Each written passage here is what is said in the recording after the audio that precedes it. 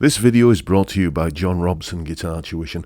If you enjoy the content, please consider supporting the channel by enrolling on a course, purchasing some guitar lessons or a t-shirt, or simply making a donation. Hello chaps, welcome once again to John Robson Guitar Tuition. As always, I do hope you're well. Now, let me tell you a little bit about where I'm from. If I'm outside the UK, then I consider myself British. When I'm inside the UK, I consider myself English. When I'm in England, I consider myself a Yorkshireman. And when I'm in Yorkshire, I'm the son of a Yorkshire farmer. And this does breed a certain worldview, a particular outlook on life, if you like. The reason why this sketch was so funny is essentially because it's true, albeit a bit exaggerated. My dad watched this once, and he was about halfway through it before he realised he wasn't watching a documentary. And what I want to do today is just pass on a few reminiscences about my impoverished upbringing. And, well, put another way, let's take a look at a budget guitar from the olden days, but with a 21st century perspective. Okay, let's have a look at the guitar in question. This is a satellite branded Les Paul copy from around 1979, which I think is roughly when I got mine. It was my second ever electric guitar, and I believe these were also sold under the brand name Columbus. So let's have a look at the specifications and features. The tuners, starting with those, they were awful. Gritty feeling, unresponsive, loads of slack. Getting this guitar in tune was an absolute nightmare. And once you did get it in tune and started playing it, you were at permanent risk of injury from the sharp fret ends. I'm not kidding, this guitar drew blood from me more than once. The fretboard inlays were installed by somebody who'd never heard of a set square. If you look closely at this picture here, you can see that they are a little bit wonky and skew whiff.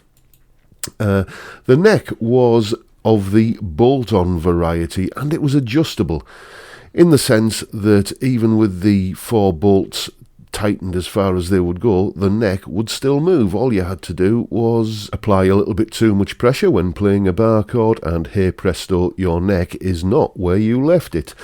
Moving on, we've got a razor-sharp pot metal bridge. Now, the thing about this bridge was it was at least made from melted down Coke or Pepsi cans, which is more than can be said for the pickup covers. These pickups look like humbuckers, but they are in fact cheap ceramic single coil pickups inside fake humbucker covers. And those covers, when you have a look at the insides of them, had Pepsi logos on them, I think it was. Essentially, they'd taken some soft drink cans and flattened them out into sheet metal and then just made the pickup covers out of those.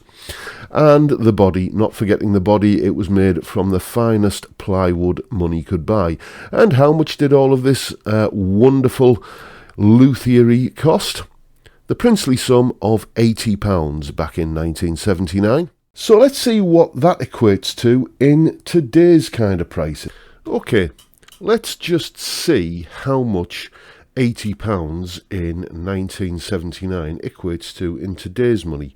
Let's have a little bit of a Google, shall we? Let's go 1979 prices in 2020. There we go. £1979 in 2020.